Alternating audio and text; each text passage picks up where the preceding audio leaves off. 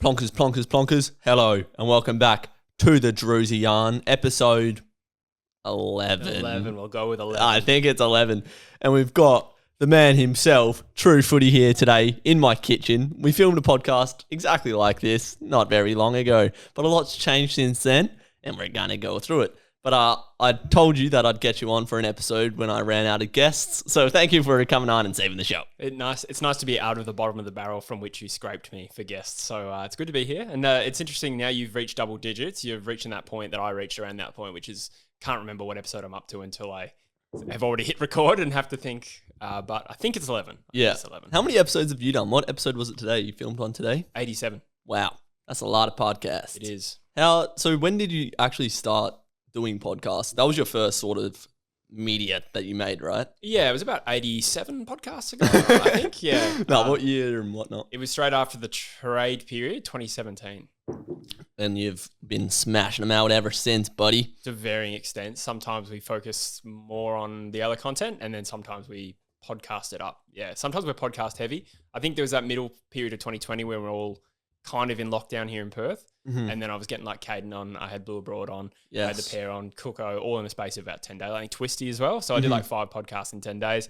And then sometimes I can go like 2 months without doing it. So had all the content kings on, mate. Yes. And you actually not long after that. So yeah, there you go. I was like June, July. Yeah. So yeah, straight out of lockdown. Yeah, you were a very motivated individual then, Jesse, I must say. But there was a moment in time very recently over this summer where I thought you weren't going to be back. I thought you were dead. And I thought you weren't coming back and I was going to have to run solo on this YouTube game. But can we confirm, is Jesse making content in 2022? Yes, I am making content. Nice. Whether I'm back is a different question. I guess it's all relative, right? I think it will look a little different this year because I'm working more. Mm-hmm. But I will still give it a red hot crack. You were pretty... Well, I wouldn't even say on the fence. I thought you were over the fence and gone. I thought you were going to be at Bunnings Warehouse for the rest of your life, but... Still could be. No, you're back. You come back over the fence. But what was your sort of thought processing over the summer period? Because we said this on the podcast that we did for your channel, that you sort of burnt yourself out last year and you weren't feeling motivated to make content because you pretty much like, I don't know, just absolutely, oversaturated yourself. Your content needs were not fulfilled. I don't know where I'm going with this, but what was your thought processing when you were like, maybe I won't make content this year? I suppose it's kind of like anything where I'm a kind of like obsessive person. I'm sure you can relate to that a little bit. Like when you get into something, you get really obsessive over it. And I always use the gym as an analogy for me because like when I'm into the gym, I will go like 6 or 7 times a week. It was Jim. His name's James Nasium. But yeah, then like when I'm really motivated and if I have a little setback, then I find it extremely hard to come back. Mm-hmm. And that is analogous, if that is a word. It sounds sexual. Analgesis. That is analogous of YouTube as well. Like I obviously was doing the equivalent of training 7 days a week when I was uploading like 7 or 8 times a week. But then when you sort of step back, you're like, ooh, I don't know if I can get back to it. It's like, imagine like dieting for a year and eating like oats every day for a year. In fact, I did do this. So this is actually quite a real life experience. Another anal Jesus moment. Yeah. Like I used to track all my calories when I was younger. But imagine having a strict bland diet and then having a summer where you're sipping pina coladas every day and eating Maltesers mixed with popcorn at the cinema. Another thing that I've done. You just chuck them in the... Anyway. But then, and then you look at the season comes up again and you're like, oh God, I don't think I can ever eat another oat again in my life. So that's kind of where I was at. And then there was also...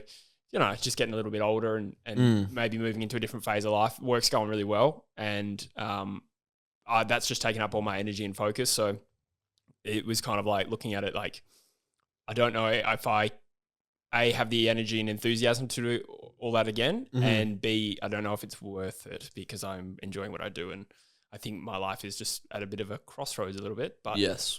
So that was my thinking. But for some reason, I have felt like uploading again lately. Yes. And I think it's just like more discipline rather than motivation. Yes. He's listening to me. Finally, lads, we got him. Yeah, because I guess there's a sense of like, I guess feeling guilt for not doing it, even though I don't want to do it. Sort of like that's how you need to be about, I don't know, things you want to be disciplined about, like the gym and stuff like that. It's and eating popcorn and Maltesers. Yeah. Ironically, I did really get into the gym this summer as well, but Hot. yeah. Long story short, it will probably look a little different again, but I'm here. Did you fall out of love with the game? Yeah, definitely. I don't think I care about football as much right now. But again, it's hard to measure that when it's just been the off season, right? So I'm sure we've all had pre-seasons where we've just like been like, oh yeah, sure, footy's coming up, who cares? But it might feel different round one. Yeah. That first JLT game. That was certainly my enthusiasm was dampened. But no, I'm only joking. But the footy's just around the corner, so hopefully it'll be fun. You sort of got to smash the first part of the year with your season predictions, and then your second season predictions, and then your top 8, and then your bottom 8. Yeah, as Caden's done, but I've done it. Yeah, he's turned that into like 3 videos. Yeah, it's smart though, because everyone wants to see the season predictions. For whatever reason, season predictions is always the most successful video that goes out on just about any AFL YouTuber's channel. How did yours go? I think decent. Yes. Yeah, I didn't really put it out there with much expectation because I feel like if you put expectations on these videos, you're just going to be disappointed because anyone can flop.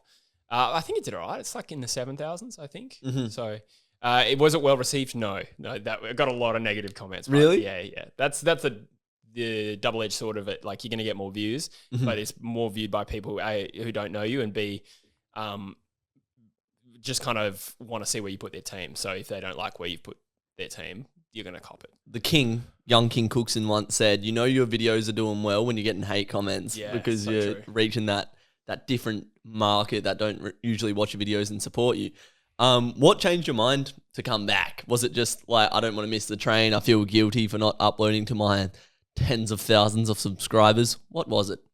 I wouldn't say it was guilt, but maybe there was a sense of, I guess I could regret it if I don't sort of have a crack at least round 1 and all the preseason stuff, and then by round 4 want to do it again.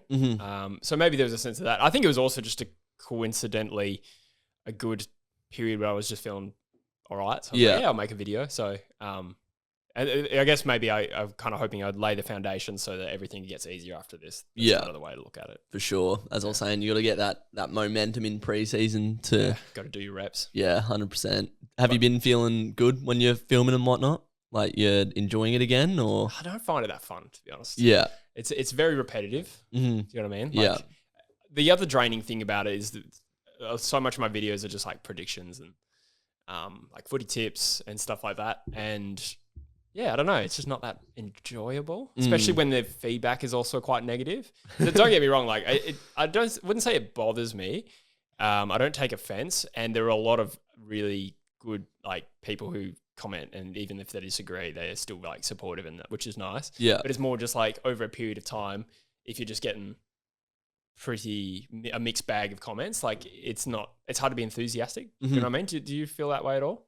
I don't feel like I get too many negative comments. I don't read into it too much either. It's because you don't do a footy tipping show. Yeah. Because I did that's 23 episodes last year plus finals. Yeah. So that's 50% of all the audience who watches that who tipped against their team. Yeah. Versus Drewfooty was more about like a review. The previous like round. This happened. So if your team played horrible, I can rip into it and you'll be like, yeah, my team sucks. And then I can also build up your team and they'll be happy. That's true. But like we grinded harder than we'd ever grinded before last year. They named an app after us. Yes, they sure did, buddy. It was like Metro's 2020 all over again. A lot of grinding. But I found last year heaps fun. Like we'd be out the back or at your place every Monday filming content. Are you keen for that to come back? Although we probably won't be filming together. That's another whole kettle of fish. Yeah. But did you enjoy making content last year? Yeah, I did. I think it's just it was very repetitive by the end of it. You know, there's nothing exciting about sitting down and being like 10 breakout players for 2022. Like I'm just done. Like I've done enough of that. So that's the other thing is like looking at the channel and thinking, well, how can it develop and transform a little bit? And probably a little bit out of ideas. Like where is it going to get better?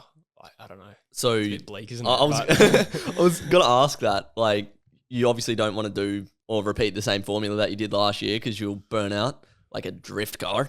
But what are you thinking for this year now that you're officially back and really motivated and disciplined?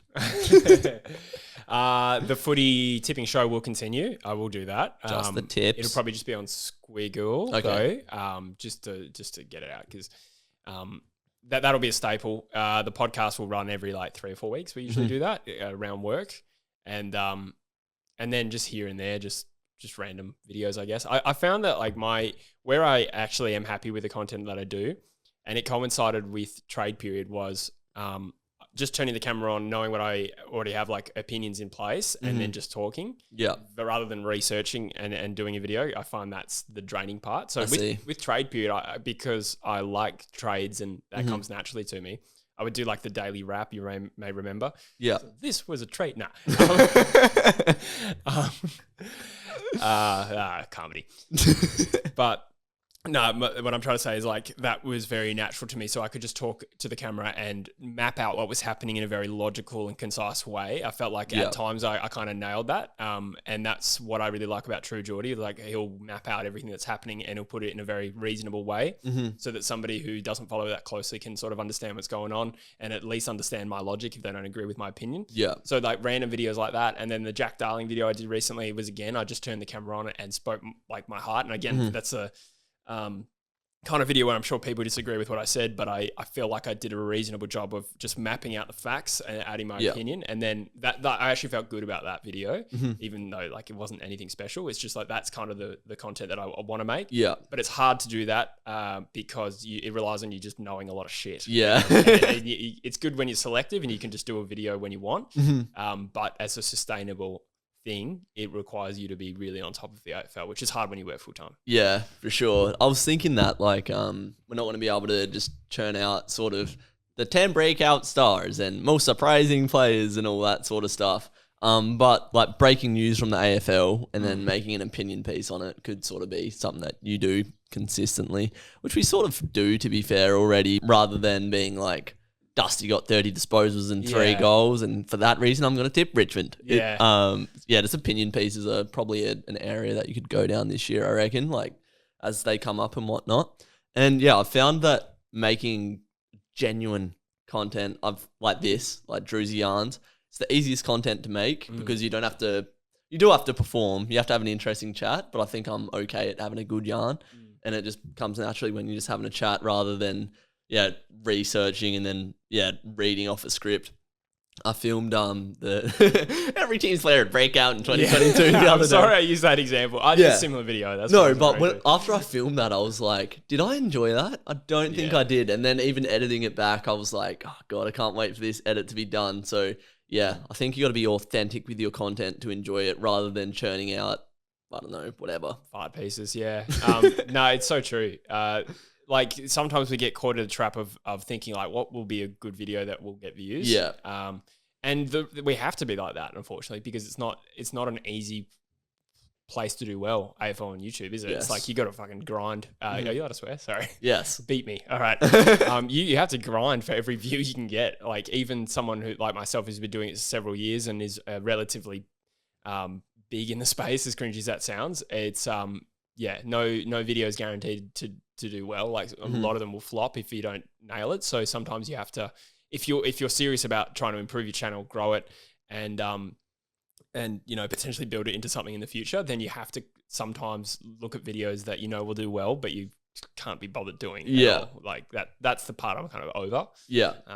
But yeah, maybe just scaling back expectations and changing it up a bit might be better this year. That's where we get mad respect for Cardman and the likes who can just churn out videos and get views. Yeah, that's true. Yeah, he's killing it. He is. I think he's gone full time. I'm pretty sure he's like finished school. Yeah. He hit 15K today. Did he? Oh, good on him. He's going to absolutely kill it this year. But he's found a good balance of banging views. But it's just that consistency that he's had. Like he must have uploaded or streamed every day or every 2 days for the last year. He's really thriving. He's so in touch with his audience as well, like doing all those streams. Like he'll just do a late night stream, chatting to people, editing. Yes, that's a new one. Live streaming while editing was a new one, but people jump on. Like they want to see it. Yeah. So he's kind of hit that threshold of anyone's just excited to see him upload. Which Yeah. is awesome. I had UCAT round here trying to sort out my live stream last week. We're hanging Did you? out. Yeah, I did. How did you get here? Did you get dropped off? Train. Oh, really? what a trooper. Yeah. What an effort. He went and watched the AFLW with Optus after as well. Yeah. Freo got beaten by like 80 something points, and then West Coast lost by 70 or something What like happened that. there? Aren't Freo good? Yeah, so we had 6 people have to drop out because of COVID and an ACL. Was Gabby one of them? Yes. Yeah, I think I saw that actually. Yeah, she was a close contact. Rough. But yes, like the family dog. Rough like the family dog indeed. But yeah, that's another thing that's been happening. My streams haven't been working. And I don't know if it's because this interface is like too powerful for my computer, but it's like a 50-50 chance whether I live stream, whether it'll work or not. Because I run all YouTube operations through a Mac and it doesn't have a graphics card. So I may have to purchase a new computer. That's something that you could do is... Buy you one? Yes. No. You just bought a new laptop. So like your live streams could easily level up. Cam links and whatnot. So it's a Dell. Hello from the other side. Yes. Never mind. I'll find someone like you. Banter. Go easy on me. I'm not that big into it. Too far. What was I saying? The only problem with Dells is their battery, when you're using a lot of processing power, the battery lasts like 20 minutes. So I just have to plug in. Yeah. And the fan goes nuts and it overheats really quickly. So while it's really good for editing, I'm scared of what will happen if I leave it on there for 4 hours. Do you know what I mean? So that's why I haven't. But it would probably make sense to do that at some point. But I had UCAT round. He was trying to fix my stream and I was talking to him about his channel, and I think his demographic would be sort of 9 to 15, 16. And then ours is anywhere between like 13 up to 45. Mine's mostly 18 to 34, to be honest. Yeah. So we're sort of appealing to a generation that maybe isn't on their phone as much, or that's a bit of a reach. Yeah. But like kids are always on YouTube. Yeah, they're a lot more immersed in that sort of scene. Yeah. Yeah. So yeah, our content's tailored to different people, and Cardman's tapped into that market of children, and he's thriving on it. Is he on TikTok? He probably is. No, I'm not sure if he's on TikTok. I don't know. No disrespect to Cardman. I just don't. I don't like follow people on TikTok so much, so I just scroll through. But that is I would recommend anyone try it. After we saw what happened with Jamo and Dylan. Yes. That's the key. Yeah.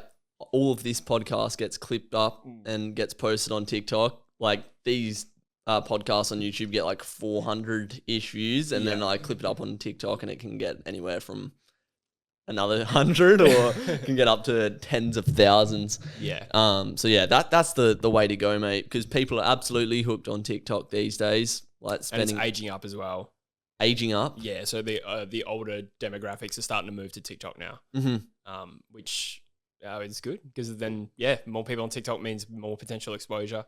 But yeah, it'd just be smart to sort of build that brand awareness so that people, when they go to YouTube, have heard of you. You know, it's hard to actually generate a direct link from getting someone from your TikTok to go to your podcast and watch it. Like you'll get a few, but it's more brand awareness. It's like a real exposure marketing concept. People have heard of you. They see it. Like, see your face. I know who Prime Train is because of TikTok, whereas I wouldn't have known him otherwise. So now I know he has a YouTube channel. That's just one example. There's heaps of people like that. This break in the podcast is brought to you by Manscaped. We got a sponsor, baby. They sound familiar. Do tell me more. Manscaped are the world's leaders in below-the-waist grooming. Manscaped offers precision-engineered tools for your family jewels. Manscaped recently launched the ultimate men's hygiene bundle, the Performance Package. Join over 4 million men worldwide who trust Manscaped with this exclusive offer for you. 20% off and free worldwide shipping with the code Drewzy20 at manscaped.com. If my math is correct, that's 8 million balls. It's a lot of balls, buddy. Well, there's going to be a few variances where people have 3 and 1, but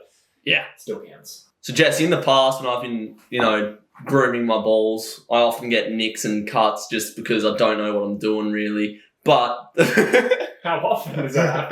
Very, very rarely, because I've never found a product that suited my needs. I've got a very large surface area to clean out down there. So, but with the help of Manscaped, it comes with a user manual and obviously the Lawnmower 4.0, the best ball grooming shaver on the market. So use that, read the user manual, and got no nicks or cuts. Happy days. That is a happy ending. The performance package has arrived, and it includes the Lawnmower 4.0, and it's got a light on it. which is actually very handy. Come in very handy. Also comes with a weed whacker, which is a nose and ear trimmer. These are liquid formulations. This is a crop preserver ball deodorant. Makes your balls smell nice, which is something that I've never been able to say about my balls. A hot day like today, when we're filming this podcast, I'm scared to think how stanky our balls will be. But because we use this, they're smelling nice. Also comes with a crop reviver ball toner. So make your balls look nice. It's to really revive that dead stank that your balls can generate sometimes. Also comes with the shed travel bag to put all your goodies in. And they come with a newspaper as well. Just to clarify, when you say goodies, he doesn't mean your balls. But the Lawnmower 4.0 is the creme of the crop. It's their 4th generation trimmer and it features a cutting edge ceramic blade to reduce grooming accidents thanks to their advanced skin safe technology. The Lawnmower 4.0 is waterproof and also has a 400K LED spotlight, which I just showed you, for a more precise shave. The trimmer is waterproof, so you don't have to leave it all on the bathroom floor anymore. So the Drewzy channel needs you. Go to manscaped.com and use code Drewzy20, all caps, one word, no spaces, to get 20% off and free shipping at manscaped.com. That's 20% off, code Drewzy20, all caps, no spaces, all one word, and unlock your confidence and use the right tools for the job with Manscaped. You are 11 podcasts in. How do you feel the Drewzy Yarn is going? Is it sort of exactly what you wanted it to be? Mm-hmm. Like, how do you feel about it? I like the sort of way that the podcast flows. It's sort of get to know the person and then just random topics and then the deep yarn at the end. Mm-hmm. So it is the way I envision the podcast to go. So we haven't done the deep yarn yet? Is it still coming? It's coming, bro. We're going to hit the real deep topics. But like the views and stuff, not too worried about at the moment because I just think in 5 years, where is this going to be? Like I was speaking to my mate yesterday about just like I got my Manscaped sponsor. Shout out to Manscaped. Probably would have just run the ad. But when you continue, when you immerse yourself in something for so long, whether it's the gym or YouTube or your career, you sort of start to become that after a while. And have you noticed with the gym, like you continue to get gains, but that's from the building blocks that you've put in for years and years and years. Like I'm only 2 years into the gym, but I'm now starting to like have a naturally strong like baseline. If you get what I mean. So definitely. Bit of a tangent, but that is, not at all answering my question. So with the podcast, like not too fussed about the views at the moment because if I keep doing it in 5 years time, it could be bloody massive, mate. So I think it's your best content. Actually. Thank you. Yeah, I think you've done a good job of, you've kind of added I don't know about more personality because your vlog's already provided that, but I think people are starting to see a lot more of who you are because of the things that you're passionate about, the people you're choosing to speak to and the topics that you're bringing up. Yeah. And I think you've had really good guests on. Expand examples. I'm trying to think of who my favorite one was. I really like the Tom Dunks one. I watched that. I watched the one with Tynum and Cohen. I don't think I've met either of them. Yes, no, you haven't. No, I don't think so. I just seen him on stream, so it feels like I've met him. So yeah, I forget. Yeah. I've watched like half of the Gabby one because obviously I can't watch them all at like the same time, so I just sort of pick and choose. Yeah. Who do you think? Who's been your favorite guest? Gabby. Yeah, that was a good one. Yeah. Well, because I like work in that industry and I can ask questions from an athlete trainer to an athlete, you can just have like a yarn for ages about so much different stuff. So, but yeah, I've always loved a deep yarn. Like I used to have a table back at my old house in Carnup called the Table of Yarns, and we used to just go down there and just have deep chats. Like I'm not for the surface level. So how's your weekend? Yeah. What are you getting up to? Yeah. And as I was saying before, it's authentic. Me and you were just sitting here at my kitchen table, just having a chat, mate. Naked from the waist down. You weren't meant to say that. Sometimes I break things up with comedy. But yeah, it's just that authenticity, mate. And I just hope that I've sort of started to build a connection with the people that watch my videos. Like, I hope that my personality resonates with them so that they can take stuff away from it. That's how I got into YouTube, just watching people, and they sort of motivated me to make videos and whatnot. And I sort of started to follow their same thought processes. So when I see people that are in high school sort of thing, in the same position that I was in a few years ago, because I hated my life when I was in high school. And like when I made that AFL career video, I don't know if you watched that. Yep.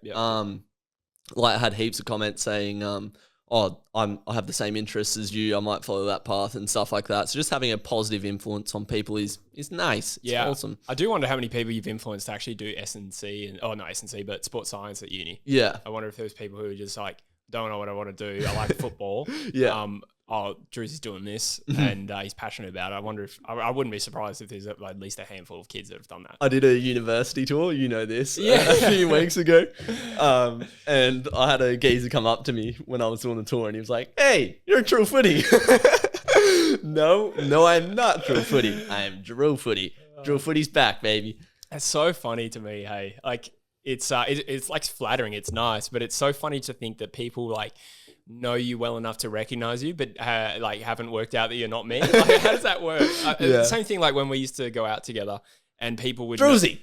Not even that, like people who knew me and didn't know you, but around that time we were uploading like every video together. Yeah. So it's like, how do you know me well enough to recognize me? And it's very flattering, but not know the guy that I currently do every video with. It's quite strange. I think people can just get into the trap, back to the sports science thing. Yeah. Like working at the club I'm at now, I'm trying to shape these kids' minds into not getting caught up in... And their bodies. Yes, and their bodies.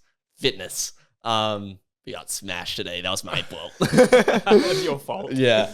Didn't run them hard enough during preseason, obviously. No. The boys played well. But lots of them come to training after school and they're like, "Man, school sucked today." And I'm like, "What do you want to do?" And they're like, "Oh, I'll probably get a trade." And I'm like, well, if you don't like school, that doesn't necessarily mean that you have to get a trade. There are so many opportunities out there that aren't pushed. Sports science seems like a real hard area to get into. But as I said, immerse yourself in that and then sort of work in that field for 3-4 years and then you become that, mate. It's as simple as that. So like, not getting caught up in, I hate school, I want to get away out of school, TAFE, and then get sucked into something else. And like, there's a few kids in there that like sport, have a good understanding of rehab and stuff like that. There's kids that like run their own rehab programs and I don't even have to do anything. And I'm like, "You've got a mind for this, you can do it." And they're like, "Oh, but I'm already doing this." I'm like, "You're 16, you can do whatever you want." But having a positive influence on teenagers and whatnot, it's, Just I like me with you. Yeah, sure, buddy. But like, my influences on you are just more about like the bad jokes that you make. That's pretty much the only thing you've absorbed from me. Sure is, buddy. I said on when we were at the end of the podcast that we did for your channel, I was like, "You've been a great influence on me," and you're like, "Shut up." No, I haven't been. You really played it down, your influence that you've had on me. But it's mostly the bad jokes, though. Let's be honest. No, it's not. Like, I don't know how many subs I'd be on if it wasn't for you. But just like the algorithm side of YouTube and whatnot, just knowing how to grow your audience, mate. We rub off on each other night and a gay way. That's a secret. But you've clearly had an influence on me. You've got to give yourself a pat on the back to that, mate. I won't, but thank you. I appreciate it. How have you not? Well, let's not do this. No, I appreciate what you're saying. No, it's all good. I think having a friend who does the same thing is it's a two-way relationship. Obviously, we help each other out. You would have quit if it wasn't for me. Yeah, I don't know. I don't know. Like, I do really appreciate that you don't want me to quit because it means you care. Like, I really do appreciate that. But I'm also, I'm single-minded. So, like, I will listen to what people say, but ultimately, I will just do what I want to do. Yeah. And in this case, I guess, ultimately, I wanted to make more videos. That's why I'm back. He's back, baby. He said it himself. Fuck. Back to the high school thing. I like that I can provide a different alternate perspective to the high school mindset because in high school, I was sort of on the outer skirts of a popular group, I'd say. And I feel like in high school, you feel like that's the be all and end all. Did you feel that way? Like the popular group was the maddest kids and they're going to be sick forever and sort of like that was the trend to follow sort of thing? Maybe in junior high, but like because I had a weird upbringing where like I spent junior high in Bunbury at a school with like I had a lot of bad influences. Like my friends were all drop kicks. Yeah. I love you. Hope you know what. No, okay, no, I'm exaggerating. They weren't all drop kicks. That's ridiculous. Yeah. I did hang around with the wrong group and in a sense and then when I left the school that I went to then wasn't that cliquey. Like we kind of it was a smaller group, so we're all kind of friends. Yeah, okay. But that being said, yeah, you do like there's no doubt there's truth to the idea like the popular kids don't often end up on the greatest path. Yeah. Particularly in a country town like Bunbury, Yeah. country city. Do you feel like you didn't fit in? Yeah, I definitely didn't. Like, I'd get shit for thinking in a different way, but I knew in my mind one day I would be happy. Like, I would work towards being happy. I don't want to say that not many people have followed my path, but it's easy in high school to just follow the crowd and sort of end up following them because you are the average of like the 5 closest people that you hang out with. Yep. So it's hard to sort of take a step away from that and then go off on a different path. There was a quote about being a fish and following the school of fish and then swimming away from the school of fish. But That sounds profound. But yeah, I think that was the best thing I ever did was backing myself in and thinking like, I don't want to keep hanging out with these people because one, I'm not in a happy headspace at this time and I have ideas which I know people in this crowd would thwart. Did you ever like feel down and beat yourself up over being a little bit different? No, because I always thought I was right. Yeah, right. Yeah, nah, I'd get so much shit for saying different stuff to these sorts of people because I was a little skinny kid that like... What kind of different stuff are we talking here? I don't know, just being different. Like, just... Sense of humor or values? I'm not even sure what it is. I think it was just going against the grain a bit. Like, they'd find something cool or they'd be like, oh, this is cool. Why don't you think it's cool? And like, yeah, that... You see those sorts of people and where they end up going, and it's like, I was right. I'm not saying these are all terrible sorts of people, but like, you want to be surrounded by a group of people that you're supported by. You don't want to be shunned by the network around you. So, like, I was lonely, Jesse. Yeah, it sounds like you had a bit of mental resilience, though. That's something that you seem like a pretty mentally strong person. I think not at the time. Well, I mean, the comment you made about feeling like you were right, whereas I feel like there's a lot of people out there, and I probably felt like this myself because it was the same. I am different. Like I am quite a quirky. Definitely very quirky, and part of the challenge of that is for me has been accepting that about myself and then just embracing it. Whereas at times that's been hard, but like some people will be different and then beat the shit out of themselves for it. Yeah. But it doesn't sound like you did that too much. Well, you got to let your creativity and quirkiness like run free. You see when people are shunned by whether it's their parents or the people that they're surrounded with that like they're sort of, I don't know, I think that can lead to a lot of negative mental health when your creativity sort of there's like a light bulb moment and then someone will flick the light bulb off. I know people that growing up haven't had like a very well, they've had a supportive upbringing by their parents, but every time they'd have a new idea, they'd be told that they're wrong. And then, I don't know, it's like if you raise a dog and you don't let it inside and then I don't know, you know what I mean? You've just got to let that creativity and whatnot unwind for itself and unravel. You won't be happy with yourself if you don't let your true self try to find itself. I agree with that. You know what? One thing that sounds bullshit that I'm really into at the moment. What's that, buddy? I discovered it on a fucking PNC Lads podcast. I don't know if you watch. I must admit, I barely watch them, but I'm vaguely aware of who they are. I respect what they're doing from a distance. They're kind of like in that Jamo and Dylan kind of sphere of YouTube. Yeah. And I just caught it like randomly. He said he listens to positive affirmations when he sleeps. Okay. It sounds really like, to me at least, it sounds like on the surface like really lame. Like, oh, you're great. You're so handsome. Like listening to that. But I've also been like delving into the idea of training your subconscious and stuff like that and how important that is. That's massive. Because I think my subconscious is probably one of my biggest challenges in life is getting past it. I'm a very negative, pessimistic person. Yeah. Self-doubter, stuff like that. It's just so ingrained in who I am. And I don't really know why. That is strange. Because my dad's not like that. My mum was a little bit like that. But my sisters are like me as well. So there's something there. I don't know what. Yeah. But yeah, your subconscious is like, you obviously got your conscious mind. For those who maybe not heard of this, they probably have. Your conscious mind is like the part that your thinking voice in your brain. You're aware of it. Yeah, that you like think you're rationally making decisions. You're thinking about words are actually formulating, and then the subconscious mind is what drives that sort of initial emotion you'll have towards something. You know how you hear something or you learn something and you feel an emotion before you actually just like your innate thought processing that you don't even realize is really there, but it's like, why am I thinking this way? Subconscious. And it's all it's all based on conditioning, based on your past experiences. Your body obviously, or your mind learns things that have happened in the past, and then it will treat and look at new things and rationalize it against that past experience. But that can be quite restrictive. So for me, it's like, I don't know, past rejections, just one example, will make me maybe think that I will be rejected in the future and then not want to put myself out. That's one example, but it's just countless things. But what you need to do is try and train your mindset. So people talk about manifestation and affirmations by talking in the mirror. For me, I think I wanted to delve into actually, because I'm such a skeptical person, I wanted to do it while I slept so that my subconscious brain would just change. So it's easier. So what have you done to positively affirm yourself? It's literally just an 8 hour 8 hour clips on YouTube about self-belief, confidence, and like becoming more ambitious and just feeling better about yourself. And in like 2 weeks, I feel completely, maybe not different, but if I was an average like 4 or 5 out of 10 on a day and a given day, I'm like a 6 now. Yeah.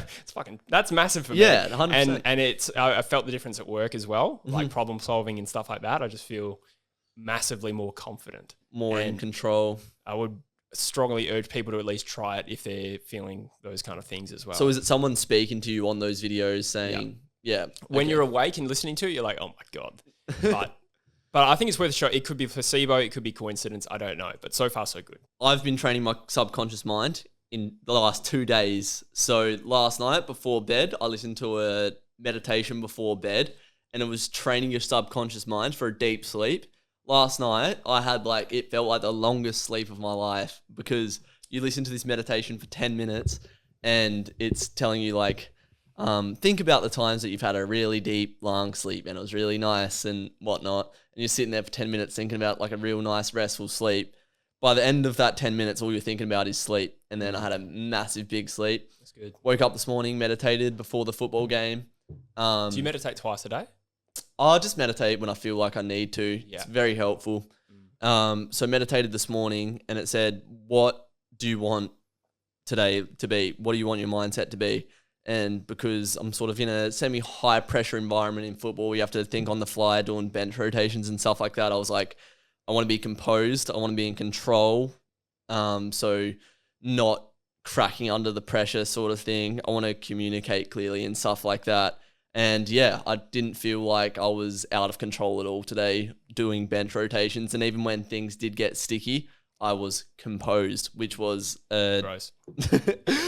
which was an objective that I set out to have today. So training your subconscious mind, it's a game changer, and it's something that I need to do more for sure. Yeah, I can relate to that. For me at work, a lot of it has been things are not falling apart, but as you can imagine with COVID and stuff like that, things are difficult for many workplaces, us included. And so we're kind of doing a little rebuild at the moment, which is exciting.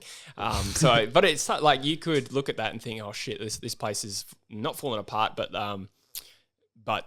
if I'm not on my game here, then I could ruin the department. There's going to be a trickle down effect. Yeah. But my attitude has been extremely proactive and confident, and I put it down to a change in mindset. And I've started meditating as well. And a couple of things I've noticed is, for me, sometimes if I'm in a bad mood or I'm tired, really when I'm tired, I'll have a negative thought and then I'll have another one and it'll compound and compound. I'll find over 10 minutes, my entire mood will change and then it'll be like, well, I just did that to myself. Yes. Do you know what I mean? So now over the last couple of weeks, I've noticed even when I'm tired, if I feel a self-destructive thought pop into my head, it bounces out. Yeah. So far, so good. I don't want to touch wood, but it could be a placebo, but I've invested in it and so far so good. You've got to think about why your brain thinks the way it does a lot. I've been reading The Daily Stoic, which Stoicism is a great train of thought that I've been trying to implement.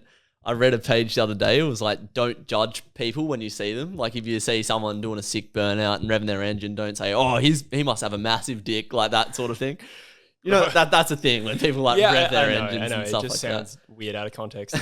But when you're in the gym and you see someone really pumping iron and making heaps of noise, don't think, oh, he's a dickhead sort of thing. Just think about yourself. Just focus on yourself. Third eye and stuff, bro. Real edgy stuff, man. Yeah. I've found with myself, I've got this theory. We're getting a little deep, but I find this is the trajectory of the Drewzy Yarn. Yeah, true. I think that some people, and I'll speak for myself, but I think this is the real thing, that I think self-destructing a little bit and beating yourself up can be liberating. And I know that sounds really, really strange, but I think sometimes if you beat yourself up and make yourself feel like shit, then you feel like you're free of responsibilities because you're like, oh, my life sucks. I'm depressed. Like, I don't have to worry about my future. Does that make sense? I don't know if I'm making sense at all, but Expand.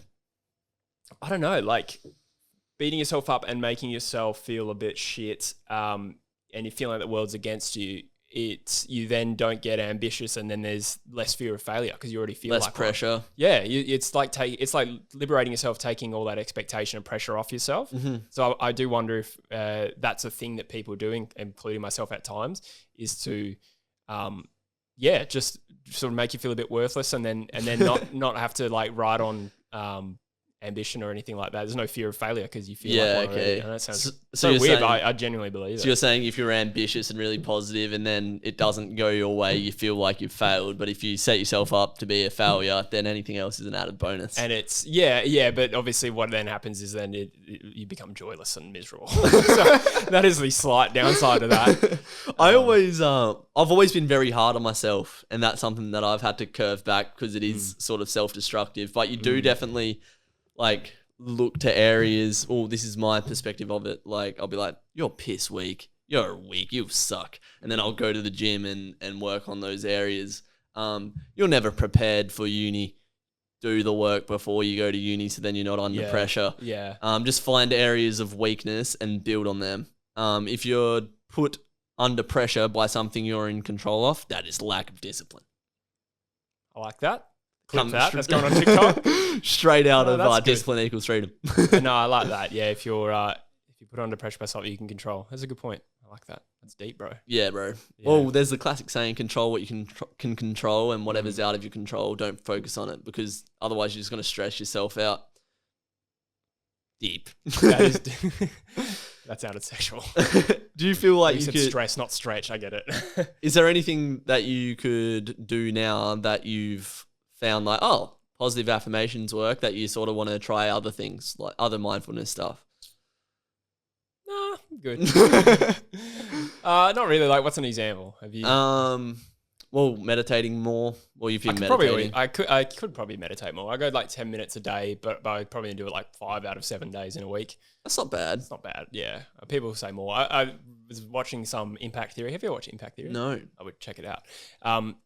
It's on YouTube, but like apparently like meditating can actually like reduce your biological age and stuff like that, which doesn't sound surprising really if you've studied or learned a bit about meditation. It's not a big surprise at all. You can understand why, right? Like no, stress less, you live longer. Yeah. Yeah, that's something I've seen firsthand in my personal life. I've seen people that I know closely age rapidly due to stress, and it's like you got to get on top of that. Are you a stressed person? You don't seem like a stressed person to me. No, but I think my has quite a lot of psychological trauma from the way that they were brought up. And obviously growing up in the 70s, 80s, like born in the 60s, you're not taught about mindfulness and mental health and stuff like that. So you just got to stay on top of it. And I think as you get older, like you can, if you don't get on top of it, it could just be like a really negative spiral sort of thing. So yeah, staying on top of that, making sure that you're looking after your mental health, looking after yourself is important, because one day if you let it unravel, it could get ugly. I think what happens with people is that when you're depressed, you don't feel like investing in yourself. So employing those techniques to improve your mental health seems like it's not even worth it. I think that's a real issue. So yeah, I don't know if there's advice in that, but I think that's a real thing that people go through is certainly people I've spoken to. And probably in my experience, when I'm feeling down, the last thing I feel like is trying to improve my life. And that sounds ridiculous, but it's true. You just don't feel like it. Yeah, because you feel just like you're in a rut and nothing that you do will pull yourself out of that. Yeah. But it all comes with consistency. If you meditate once and you're like, well, what the bloody hell did that do? I feel the exact same as I did 10 minutes ago. You got to do this stuff for a couple of weeks at a time. You can't go to the gym once and expect to come out looking like, I don't know, bloody LeBron James or some other really strong guy. Like, it all comes with consistency, immersing yourself in it. It applies to everything, mate. Like we were saying at the start, immerse yourself in this and then you'll become this. Go to the gym for 3 years and you'll become healthy and happy with your body and whatnot. Just immerse yourself in mindfulness and keep your mind strong. It's very important. Time to get deep, buddy. That wasn't deep? Just like you meant after the podcast. just like the Atlantic Sea, baby. You're 28, Jesse. Thanks for bringing it up. How do you feel? Like an old man. I don't think you should. I don't think you should feel like an old man. I'm going to bring up some real personal stuff right now. When I first met you, you'd just broken up with your girlfriend. I remember you saying you sort of didn't want to settle down at that time. It was sort of like get married, get a house, settle down. But you're like, nah, I want to do YouTube more and just sort of be a bit more free because you're still young. Probably a bad call. That's what I was going to ask. Like, all throughout summer when you were sort of on the train of, I don't know if this is for me or not, did that sort of tie into it? Like, maybe I should have settled down. Maybe I should have done these things? No. But I think I am more receptive to meeting someone and settling down than I was before. Yeah, okay. Definitely. But no, it wasn't influenced by that. Do you feel like you've explored the freedom? You're like, no, I want to go back home now. I want to settle down. Yeah. I don't know. What's done is done, but I don't really reflect on that, like wanting to go back. It's just... Do you feel like you made the right decision? Oh, God. that is too personal. Yeah. Because I think you did. Yeah, like, I don't know. But, yeah, I mean, you probably have to go out there and fail to know that you failed. I reckon people your age just think 28, okay, I got to reproduce. I got to set myself up for life now, get a house, get a mortgage, work a 9 to 5, and then that's it. I'll just chill at my house forever and watch 7 News or whatever it is. But you have your whole entire life to settle down and do whatever you want to do with your family and whatnot. Like, you are still very young. You're only a third through your life, probably. Hopefully. Jesus Christ. Do you think the people around you that are settling down, do you think that had an impact on the way you wanted your future to progress? No, I don't think I look at people getting married and having kids and thinking I want that. Mm-hmm. I think the reality though is when you're 28, you kind of don't really have too many friends. Like it's just fact. Like everyone's doing their own thing. Yeah, if I wanted to go out to metros, like I couldn't. Do you know what I mean? Like I couldn't wrangle up. Just wait for you, cat, to turn 18. Yeah. Like I don't want to go to metros, but I'm just saying, like, like it is quite. I think that's the reality that people may not realize. Like post 25, is that most people who are, or your friends have pretty much doing their own thing, settled down, got their careers. Even I'm just busy with that. Yeah. It can be quite a lonely existence a little bit. Mm-hmm. But I don't wish that I was married or in a relationship as such. Like I wouldn't say I've switch my mindset completely, but I am probably more receptive to it. What do you reckon the next 5 years are looking like for you? Or are you just taking it day by day? Yeah, definitely. I've always been a short-term person. Mm-hmm. I'm just looking at this year. I just want to progress at work and I want to travel. Yeah. So I want to go to Europe in July. Mm-hmm. That'd be sick. In 5 years, I don't know. I could be married in 5 years. Yeah. Or be with the one. Yeah. Don't know about kids, maybe. Like surely reacting to that. We're up to that part of my life now. But I don't know. I could also see myself 40 years old and single. I could do that. The 40-year-old virgin. Minus the virgin. Ukraine on the bucket list? Yes. Yeah, I hear it's lovely there this time of year. Traveling is something that I'm going to be doing in the next few years. Yeah. No one's ever gone traveling and regretted it. And you sort of find yourself and whatnot. But there's no rush to settle down is the main point. I'm sure there's people that did travel right before COVID hit and probably regret it. Yeah, got stuck. Yeah, I know someone that went to Germany and then COVID hit and they're like, I can't leave Germany. Yeah, I was in Vietnam when everything happened. And, I got back like the day before the borders shut. Mm-hmm. Thankfully, there was a bit of luck there, but I could have been in a Vietnamese isolation chamber. Like, can you imagine? All right. Vietnamese isolation chamber. Can you mention the quarantine conditions in Vietnam for an Australian? Not good. Where do you want to go then? I'm going to hopefully go to Europe in August. Whereabouts? July. You're going to go to Spain or Bath? Yeah, so Bath, in England? Yeah. Well, it's just a massive comparison. Yeah, I'm going to Europe, bro. It's like you're going to Ukraine or Portugal. Yeah, right. That's a good point. I'm I have been to Europe before, so I want to hit the UK pretty much every time I go there because I love the UK. What did the UK do to you? I have mates there as well, so that would be a huge factor. And then probably do Spain and the Mediterranean sort of countries. I haven't been to Spain or Italy or anything like that. I've been to like Germany and Switzerland and France and stuff. Amsterdam when you were young. Yeah, that's true. Yeah, so yeah, I could go back there, I guess. But yeah, those kind of countries, I guess. How's your vision for YouTube this year now that you're back? What do you want to do? What do you want to achieve? Or is it just a day-by-day thing? I don't know. I'm not really setting any goals, to be honest. I'm just going to upload and see where it takes me, to be honest. Great. So, Drew Footy Show, are we going to do like a sort of over-the-phone podcast-ish style? Because you're working, I've got uni that's going to be hectic. So, it's not going to be the traditional every Tuesday upload for 20 minutes or we just talk about the previous round. It's going to be more of a football yarn. Yeah, I think so. I think we should keep it to 2025. Yeah. I think that duration is good both for the algorithm and also workload. Yeah. I think anything longer than that would be tough for both of us. Yeah. But yeah, and I think from a production standpoint, it doesn't detract too much. It's maybe a more painful edit for you. But like the ones you did with Caden and stuff, like that's just as good as having me there. It's just the same. If not better. Yeah. According to the views. You're not going to do just the tips with me anymore?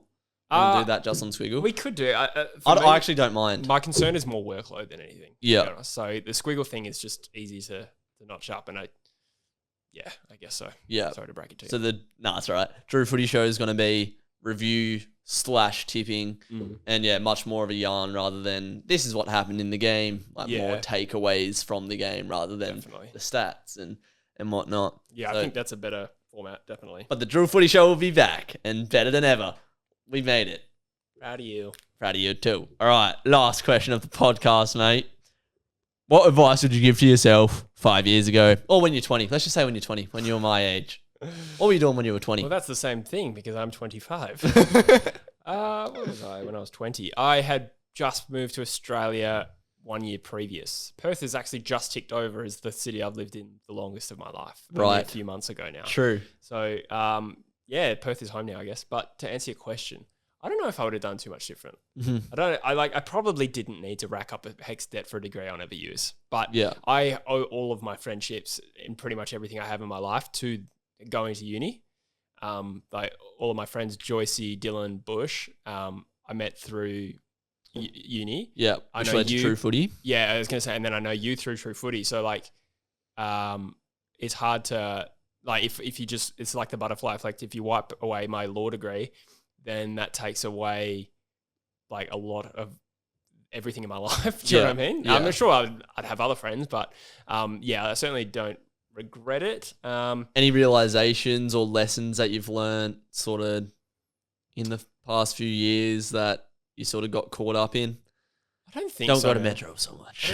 I barely went to Metros though. I only went to Metros. I didn't go out like. I swear I didn't go to Metros. I was in a relationship for 4 years, so like I didn't go out then. I stopped going out when I was like 22, and then had a bit of a revival when I was 26, and now I'm 28. That's a long time ago now. So, no, I don't think I would have done too much differently. Like, my mum was still around, so it would have been nice to see her more. But I kind of already went back because she lives in a different country. Like, I would have gone back more if I could. But I was also a poor uni student. I went back every time I could. So I maybe just make more of an effort with that relationship with her in the last few years because you never know when it's the end. But so that's probably that's definitely a regret, so to speak. Maybe just a little bit different in that front. But other than that, man, I've traveled. I have had good relationships, good friends. I've followed a passion in YouTube. Like, there's not much. And you're back. There's not much I would do differently, to be honest. Yeah. That's the most important thing in life. I reckon we're getting real deep now is the experiences that you have, the relationships that you form. Don't get caught up in having a great career and making loads of money because, as you said, one day something can hit the fan and, you know, that means nothing. Like, bit of a different comparison to your mum, but when my dog died, it was like, all I care about right now is spending time with my family because it's like Maslow's hierarchy of needs, mate. Like, family is, you got to have a solid base down there. And love is very important. How do you sort of process a few years down the track now that your mum's passed? How do you day to day go with that now? I don't really think of it. I wouldn't say I don't think of it. I think of it a lot, but the pain's kind of faded, as it would for a number of years. Certain things bring it back. Like when people lose parents, I shoot them a message if I know them. I attended a funeral, unfortunately, on Tuesday over Zoom link, or whatever it was. I'm not sure. It might have been Vimeo. It doesn't really matter. Like obviously being back in that moment kind of brings back certain emotions. Like when something like that happens, it's like you say, everything. You realize how little everything matters. Yeah. Do you know what I mean? Like it's amazing how your life stops. And like you just realize the only thing that's important is family. So that's one thing I do now is I spend time with my family quite a lot instead of having friends. No, I do. Like I see my sister. She lives in Palmyra, which is very close to me. Whoops. And I see my dad like once a week. We go to the footy, and like I invest in that because you might regret it one day if you don't. Yeah. Unfortunately, I have a sister who lives overseas, but I can't help that. But like I've with my whole family, like we've all lived in different cities. It's we may never all live in the same city at the same time ever again. It's probably been since about 2004 the last time we all lived in the same place. Which is pretty wild. I was 3. Yeah, yeah. I was 17. No, not really. So I was in primary school. So forget what the original question was. How do you process it now? Yeah.